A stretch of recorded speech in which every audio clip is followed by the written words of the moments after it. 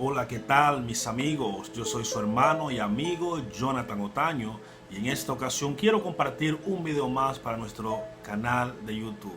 En esta ocasión quiero compartir una palabra que sé que va a ser de mucha bendición para cada uno de nosotros. Así que en esta ocasión te voy a pedir que, como siempre, te suscribas, le des a la campanita, comentes y compartas este video para que así como tú eres bendecido, también otras personas puedan ser bendecidos a través de la palabra que se va a impartir hoy.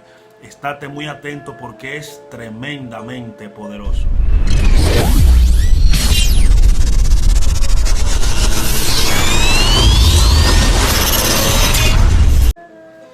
Y bien, mis amigos y hermanos de este canal, como les prometí en la introducción de este video, en esta ocasión quiero compartir una palabra que yo sé que va a ser de mucha bendición para cada uno de los que están aquí presentes, escuchando, viendo este video.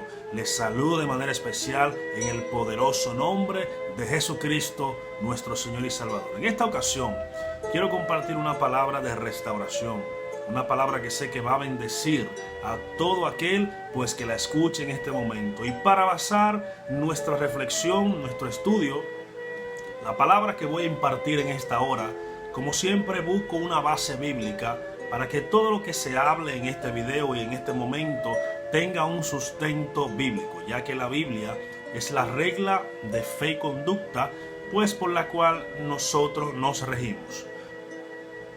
Vamos a ubicarnos en el libro de Gálatas.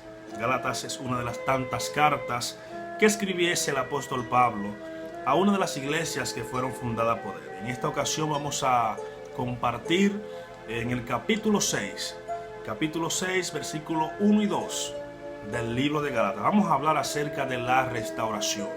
Cómo podemos restaurar a un hermano que por una u otra ocasión ha caído en alguna falta. Leemos en el poderoso nombre de Jesucristo nuestro Señor. Dice: hermanos, si alguno fuere sorprendido en alguna falta, vosotros que sois espirituales, restauradle con espíritu de mansedumbre, considerándote a ti mismo, no seas que tú también seas tentados. Repito, hermanos, si alguno fuere sorprendido en alguna falta, vosotros que sois espirituales, restauradle con espíritu de mansedumbre, mirándote tú mismo en él, no seas que mañana seas tú el tentado. Y esta base bíblica que para mí es poderosísima en cuanto al tema de la restauración. ¿Por qué vamos a hablar de la restauración? Porque la restauración es un tema bíblico y es un tema de cada día. Es necesario que aprendamos cómo nosotros podemos y debemos restaurar a un hermano u otra persona cualquiera que necesite de nuestro apoyo. Lo primero que el apóstol Pablo dice en esta carta a los Gálatas es que se refiere a la comunidad de creyentes. Dice: hermanos, se está hablando con personas que él supone que ya conocen la Biblia, que tienen conocimiento del Dios vivo y de lo que es la restauración. Él le dice: si alguno fuere sorprendido en alguna falta. ¿Por qué dice si alguno fuere sorprendido? Porque generalmente aquellos que están en falta, no siempre pasa así, pero aquellos que están cometiendo faltas, cometiendo cualquier tipo de error, no tienen el valor suficiente de confesar su falta. Primero, quizás por cobardía de la misma persona. Segundo, puede ser también por la falta de amor que hay en la comunidad. Tercero, también puede ser por vergüenza. Cuarto, puede ser también por miedo a cómo vaya a reaccionar la congregación. Quinto, quizá por su poca vergüenza. Y así podemos buscar cualquier tipo de excusa por la cual la persona está en una falta. Pero el apóstol Pablo dice: si alguno fuere sorprendido en alguna falta, perdón, mis hermanos, dice: si alguno fuere sorprendido en alguna falta, ustedes que son espirituales, el apóstol Pablo está asumiendo que ya la iglesia es una iglesia madura, que ya la iglesia es una iglesia espiritual, que es una iglesia que tiene la suficiente madurez para tratar estos temas de falta y restauración. Dice: ustedes que son espirituales, restauradle con espíritu de mansedumbre. Dice el apóstol Pablo en forma imperativa: ustedes son los que tienen que restaurarle. Vosotros que sois espirituales, fíjate que le está hablando a los que son espirituales. Restauradle. ¿Y qué es restaurar? Restaurar es volver a colocar al diseño original una persona o cosa. Restaurar es arreglar, es volver a colocar en el lugar donde estaba antes a la persona que ha tenido una falta. Restaurar es volver a dar la confianza a la persona que por X o Y razón faltó a Dios y su palabra. Fíjate que el apóstol Pablo está hablando con personas espirituales, no le está hablando a todos los hermanos de la congregación que, a pesar de que son hijos, no tienen la madurez correcta, no tienen la madurez suficiente para tratar temas de falta. Y esto de temas de falta es muy importante, mis amados y amigos que me escuchan, porque nosotros somos una generación, somos seres humanos, que Dios dice que somos polvo, Dios sabe que somos débiles y que todos estamos propensos a pecar. Todos estamos propensos a caer en alguna falta, mis hermanos y amigos que me escuchan. Aquí el único perfecto es Jesucristo. O sea, todos estamos propensos. Estoy un poco congestionado, pero gloria al Señor. Todos estamos propensos a caer en alguna falta. Entonces el apóstol Pablo le está hablando a la iglesia de Galacia, a los espirituales de esa congregación. Ustedes que son espirituales, restauren con espíritu de mansedumbre. Fíjate, con un espíritu manso, o sea, sin acusación, sin retribución. La oveja que está herida lo que necesita es sanación. La persona que está herida lo que necesita es apoyo moral y espiritual. Yo estoy hartamente cansado de ver congregaciones donde cuando un hermano por X o Y razón cae o comete una falta, lo aíslan. Cometen una falta y lo ponen a sentarse en la parte de atrás. Cometen una falta y lo estigmatizan. Ya no lo conocen por el nombre que le dio a sus padres, sino que lo llaman por el pecado que éste cometió. Me voy a explicar. Si una persona fornicó, ya lo estigmatizan. Esa mancha jamás se le borra, según los hermanos, porque según Dios, cuando tú pecas y te arrepientes, la Biblia dice que Dios toma ese pecado, lo lanza al fondo del mar y jamás se acuerda de él, dando a entender que ya se olvida de esa falta que tú cometiste si te arrepentiste de todo corazón. Pero ¿qué está pasando en esta generación de cristianos del siglo XXI? Que los supersantos que nunca pecan, y ojalá que nunca pecásemos, pero aquellos que se creen muy santos, entonces critican, juzgan y hasta condenan a aquellos que por X o Y razón cometieron una falta. Por eso el apóstol Pablo se está refiriendo a personas maduras. Ustedes que son espirituales, restauradle con espíritu de mansedumbre, manso.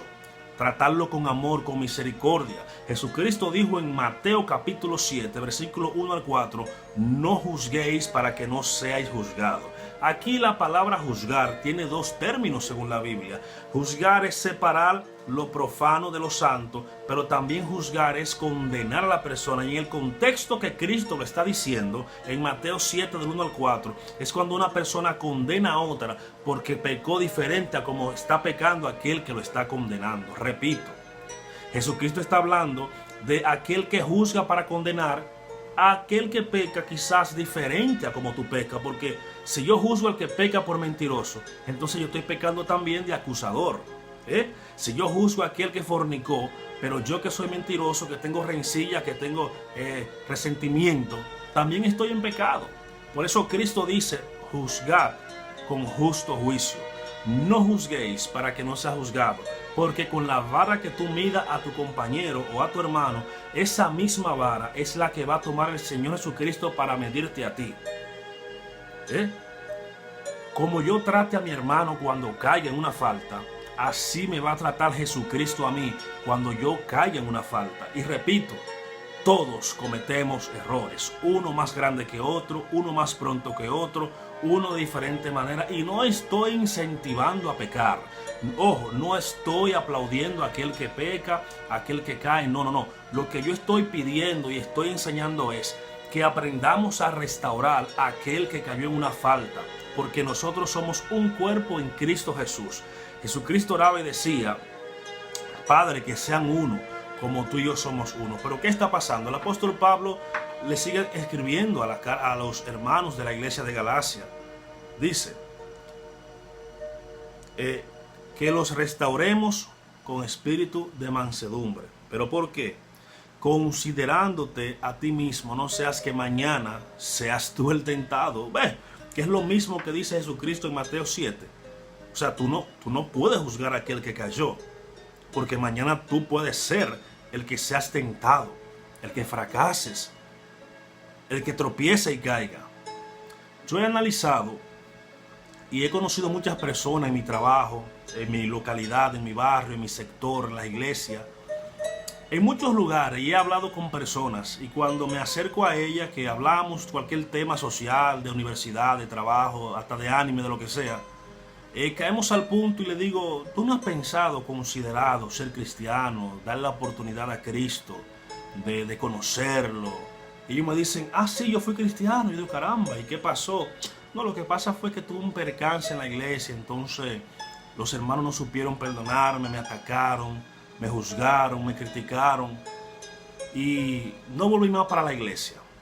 Y he escuchado innumerables historias de personas con el mismo testimonio, y he llegado a la conclusión, yo analizando y orando al Señor, he llegado a la conclusión de que muchos de los que están hoy en el mundo sin servir a Cristo no están enojados con Dios, ni siquiera están enojados con Jesucristo.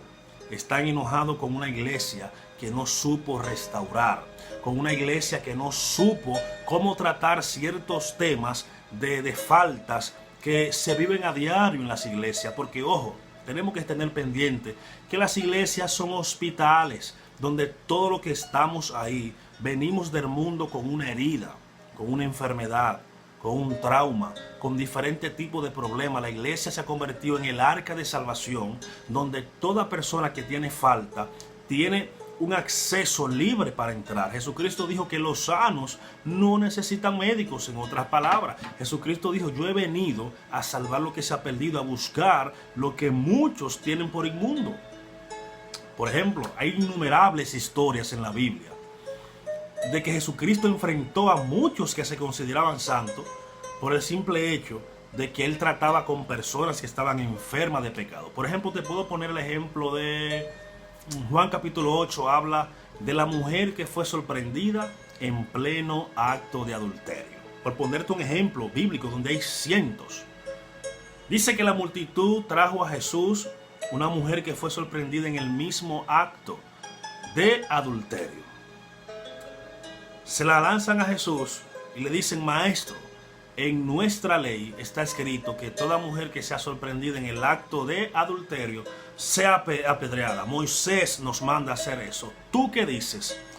Pero ellos no enviaron a esa mujer para buscar una solución, sino para tentar a Jesús a ver si encontraban alguna falta. Oye, hasta dónde llega la ceguedad de una gente con tal de hacer caer a otro.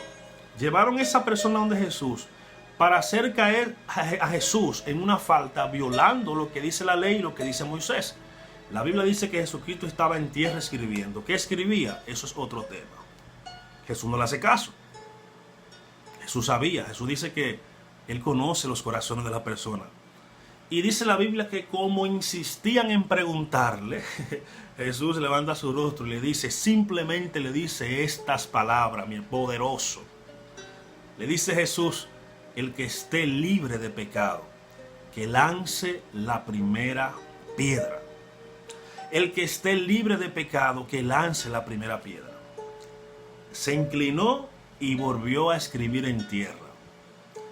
Dice las Escrituras que desde el más viejo hasta el más joven soltaron la piedra y se fueron. Y me sorprende que el escritor tomara este detalle.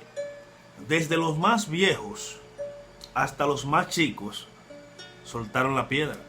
O sea que a pesar de que habían personas ahí que debieron ser más maduras y entender que la mujer tuvo una falta. Es cierto, no, Jesús no está negando el pecado. De hecho, lo afirma cuando dice: ¿dónde están los que te juzgan? Ninguno, Señor. yo tampoco te juzgo, vete y no peques más. Jesús no está negando el hecho de que la mujer cayó en pecado. Jesús le dice, vete, pero no peques más.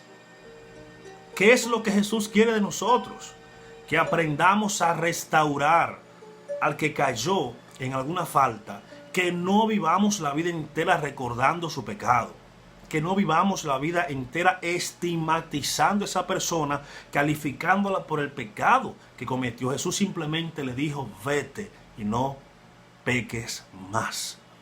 Esa mujer, ¿cómo se sintió? Se sintió restaurada, se sintió también valorada, se sintió también respetada, porque estamos juzgando el hecho de que ella cayó en fornicación o en adulterio. Pero ok, uno no sabe qué llevó a esa mujer a caer en ese pecado. Uno no puede juzgar el hecho de que esta mujer pecó de esa manera, donde tú estás pecando de otra forma. Jesucristo vino a restaurar y a buscar lo que se había perdido. Y es la oveja perdida que por culpa de muchos líderes que no tienen corazón, porque hay que estar claro con esto, hermano. El tema de la disciplina bíblica es un tema de análisis, porque me parece que el libro de los Hebreos es de las pocas partes en las Escrituras que habla de la disciplina, que ninguna disciplina al principio parece buena, pero que al final su fruto es beneficioso. Entonces, los líderes de las iglesias se han aprovechado de este versículo para denigrar, para humillar, para hacer como le da la gana con el tema de la disciplina. Porque ¿en qué ayuda a un joven, dama o caballero, que tú sientes a esa persona por 2 años en una silla porque cometió una falta? En vez de trabajar con esa persona, tratarla, yo siempre he dicho que debe haber un ministerio en la iglesia, no solamente de restauración, sino de sanación. Porque uno no sabe lo que lleva a la otra persona a cometer un error. Uno no sabe lo que hay en la cabeza de cada persona. Uno simplemente está ahí, ve la falta, ve que cometió una falta y tomamos el lugar muchas veces de Dios, porque yo estoy seguro que cuando Dios ve a uno de nosotros que comete una falta, no lo ve como lo están viendo muchos líderes. Hay líderes que se escandalizan tanto que hasta expulsan de las congregaciones a personas porque cometieron una falta. Y yo digo, ¿pero qué es esto? Cristo muere por estas personas y estos líderes religiosos se toman la atribución de expulsar a personas porque cometieron una falta. ¿Dónde está la restauración? ¿Dónde está este versículo que dice, hermanos, si alguno fuere sorprendido en alguna falta, vosotros que sois espirituales, restauradle, o sea, volverlo a colocar en el lugar diseño original? Restauradle con espíritu de mansedumbre, no con rabia, no con pique. Pecaste, faltaste a Dios y abusan y maltratan y pisotean a esa pobre oveja porque cometió un error diferente al que tú cometes. Diferente al que tú cometes. Y tú sabes qué es lo indignante, mis amados hermanos y amigos, que me indigna a mí de manera grande, que no sé, no encuentro las palabras para describir mi indignación. Tú puedes durar 5, 10, 15, 20, 30 años sirviendo a una congregación, a un ministerio, sirviendo a un concilio. Todo es viento y popa, todo está bien. Si cometiste una falta, si cometiste un error, ese concilio, esa iglesia, te da la espalda. Entonces ahí que uno se pregunta, ¿dónde está el amor de Cristo? ¿Dónde está eso que predicamos de que hay que amar al hermano? ¿Dónde está todas esas palabras y predicaciones que somos muy buenos predicando en los altares? Para practicar eso que predicamos es el problema. Yo conozco innumerables, pero es que es innumerable personas, mis amados amigos que me escuchan, innumerables personas que hoy están descarriados, hoy están en el mundo porque pastores, líderes religiosos no supieron tratar su caso.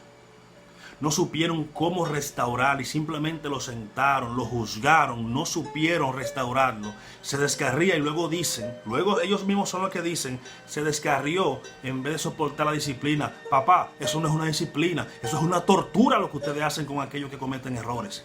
Es una tortura, es un abuso, ni Cristo hacía eso. Cuando Pedro pecó negando a Cristo 3 veces, porque el pecado imperdonable es aquel que niega a Cristo, porque Cristo es la única fuente de salvación. Y el tú negar a Cristo es el pecado imperdonable, porque ¿cómo Cristo te puede perdonar si tú lo estás negando? Y Pedro lo negó 3 veces. Y con lágrimas Pedro lloraba porque él no quería plegar a su maestro. Cuando Cristo resucita y se encuentra nuevamente con Pedro, Jesús no discriminó a Pedro. Jesús no le dijo: Pedro, tú dijiste que no me iba a negar y lo hiciste. Jesús no actúa así. Jesús no criticó a Pedro por haberlo negado. Jesús sabía que Pedro lo iba a negar. No lo maltrató, no lo ignoró, no lo sentó, no lo denigró, no lo criticó con otras personas. ¿Sabe qué le dijo Jesús a Pedro? Reafirmó su corazón, restauró su estatus diciéndole: Pedro, ¿me amas más que estos? Pedro le contesta: sí, Señor, tú sabes que te amo. Pedro, ¿me amas más que estos? Sí, Señor, tú sabes que te amo. Y por 3ª vez le dice Jesús: Pedro, ¿me amas más que estos? Tú sabes todas las cosas, Jesús. Jesús le dice: apacienta mis ovejas. Yo no veo ahí crítica, yo no veo discriminación, yo no veo sacaliñamiento, como decimos aquí en Dominicana. Yo lo que veo es a un Cristo restaurando la vida de Pedro. Es que la Biblia está llena de historias de restauración. Yo no entiendo cómo que estos líderes no saben restaurar las almas que están heridas. Una de las historias más famosas y que me encanta es la historia del hijo pródigo. Este muchacho, para resumir la historia, le pide la parte de su herencia a su padre, algo que prácticamente tú tenías que esperar que tu padre muriera para recibir la herencia, pero este muchacho le dice: padre, yo quiero la parte de mi herencia. Pues el padre se la da. La Biblia dice que este muchacho derrochó todo el dinero en mujeres, en parrandas, prácticamente derrochó toda su bendición, toda su herencia. Y los amigos lo dejaron solo, las mujeres lo dejaron solo, porque cuando tú no tienes dinero ni estatus, ahí es que tú conoces tus verdaderos amigos. Y este muchacho consiguió un trabajo de alimentar cerdos, algo que para un judío de la época era algo denigrante. O sea, tú ni siquiera podías, se te permitía criar cerdos. Este estaba alimentando cerdos con algarrobas. Y estando ahí en ese estado, en el estado más bajo, dice la Biblia que él recapacitó, levantó su rostro al cielo y dijo: pero ven acá, en la casa de mi padre hasta los jornaleros tienen comida, y yo aquí comiendo de las comidas de los cerdos. Me levantaré e iré a casa de mi padre. Y lo interesante de todo esto es que cuando él se acerca a la casa de su padre, dice que su padre lo vio de lejos. Y cuando lo vio de lejos, el padre fue que corrió hacia él. Dice que lo abrazó. Las escrituras dicen que el padre lo abrazó, que lloró en sus hombros. Dice que mandó a que le cambiasen las ropas andrajosas, que representan la suciedad del pecado, representa la inmundicia del pecado. Dice que le cambió sus sandalias, dándole otra vez un nuevo camino, una restauración. Y dice que le puso su anillo en su dedo, dándole autoridad. Y dice que mató el becerro más gordo para hacer fiesta, porque mi hijo estaba muerto, pero Cristo lo resucitó. Mi hijo estaba perdido, pero fue hallado. Eso se llama restauración. Ahora dígame usted a mí, ¿en qué momento el padre le reclama que el hijo derrochó su herencia? ¿En qué parte de las escrituras encontramos que el padre le recrimina al hijo pródigo que derrochó su herencia? No, ¿tú sabes quién encontramos? Al hermanito que está en la carne, al hermanito que es umbroso, que no entiende de restauración. Este hermanito dice: yo estoy contigo trabajando todos los días y no ha matado ni un cabrito, pero que derrochó su herencia, le matas el becerro más gordo. Y es el padre entonces que tiene que explicarle lo que es restauración, lo que ha pasado con tu hermano. Estaba perdido, tu hermano se fue a lo más profundo del pecado, pero ahora mismo ha sido restaurado. Todo lo que está aquí es tuyo, pero él estaba perdido. Hay hermanos que no entienden de restauración. Hay hermanos que se sienten mal cuando un líder restaura a otro que cayó. Porque a veces yo no entiendo cómo es la congregación, que se goza del pecado de otro y se siente mal por la restauración de alguno. Hay hermanos que se sienten mal cuando a ti te va bien, porque no entienden de restauración. Entonces, para mí este versículo es poderoso. Gálatas capítulo 6, versículo 1 y 2 dice, hermanos, lo voy a repetir una y mil veces hasta que entendamos lo que es restauración. Hermanos, si alguno de vosotros es sorprendido en alguna falta, vosotros que sois espirituales, restauradle con espíritu de mansedumbre, con amor, con paciencia. Yo recuerdo que en el capítulo 5 de Corintios, a Pablo se le informó que había un miembro que estaba acostándose con la esposa de su papá. Y Pablo dijo, no, expulsen a ese hombre de la congregación. Pero en la segunda carta a los Corintios, en el capítulo 2, encontramos que a Pablo se le informa que este hombre se arrepintió de lo que estaba haciendo. Y estaba en un proceso de restauración. ¿Sabe qué Pablo dijo? Desde la distancia yo lo perdono. También ustedes recíbanlo para que no se consuma en tristeza. Pablo sabía lo que era restauración. Ahora la pregunta es, ¿sabes tú lo que es restauración?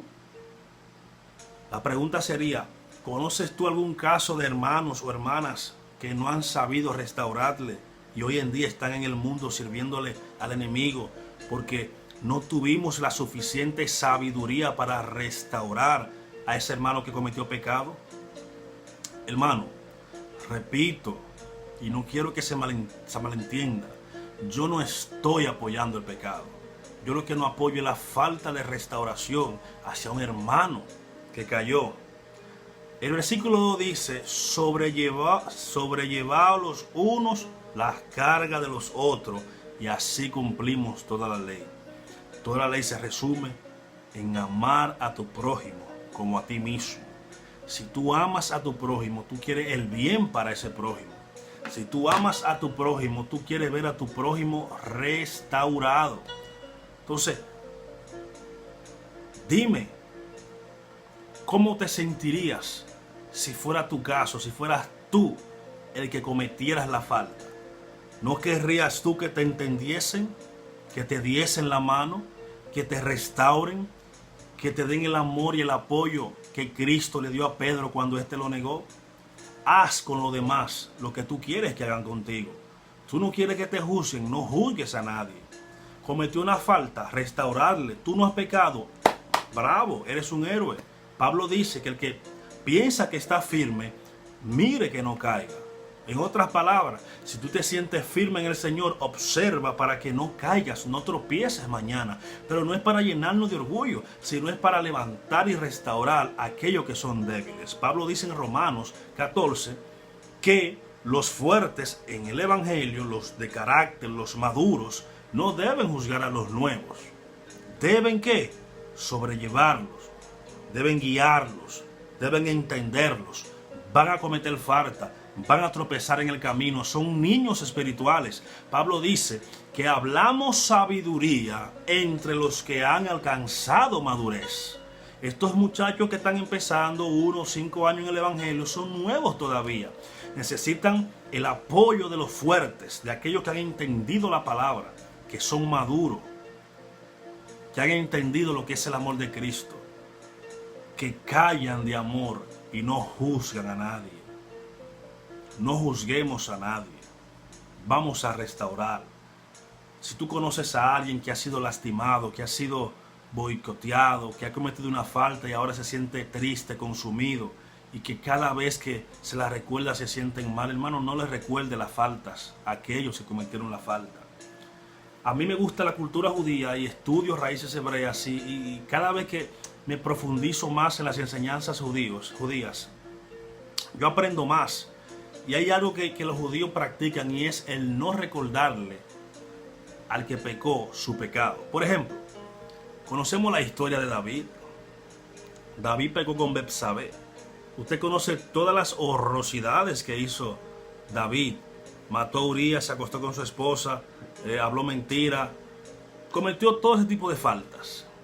Sin embargo, David se humilló, Dios lo castigó matando a su hijo, pero restauró su vida espiritual. Y luego de ahí, en ninguna parte de la Biblia, ni el Viejo ni el Nuevo Testamento, se menciona el pecado de David. Al contrario, en el capítulo 2 del libro de los Hechos, Pedro, hablando de que los huesos de David están con nosotros, dice, pero él, siendo profeta, los judíos no recuerdan el pecado de la persona una vez que éste se ha arrepentido. Contrario a la iglesia, que le encanta recordar las faltas y los pecados de aquellos que por una u otra razón cometieron un pecado. No, mis hermanos, Pablo dice sobrellevar los unos las cargas de los otros. Si alguien faltó, seamos mansos, seamos humildes, vamos a buscarlo, vamos a restaurarlo, vamos a sanar esa oveja que está herida. No nos maltratemos tanto, somos hermanos en Cristo Jesús. Y aún el que no es de Cristo también merece la misericordia, merece el perdón, merece la sanación sobre todo. No recuerdes las faltas de aquellos que cometieron pecado. Ayúdalos a sanar, ayúdalos a crecer, a madurar en el Señor. Me puedes comentar, aquí en los comentarios puedes poner a personas, no el nombre, sino la situación que pasaron muchos, que hasta tuvieron que cambiarse de congregación para poder sanar, porque los mismos hermanos no lo dejaban crecer. Ponme en los comentarios qué podemos hacer, qué ideas tú das para sobrellevarnos los unos a los otros, porque es lo que Cristo quiere, que aprendamos a restaurar, que aprendamos a amar, que aprendamos a ver a los otros con los ojos del amor. Así que Dios te bendiga, Dios te guarde, comenta, comparte este video para que otros puedan ser bendecidos así como tú lo vas a hacer al momento de ver este video. Así que Dios te bendiga, Dios te guarde y hasta una próxima.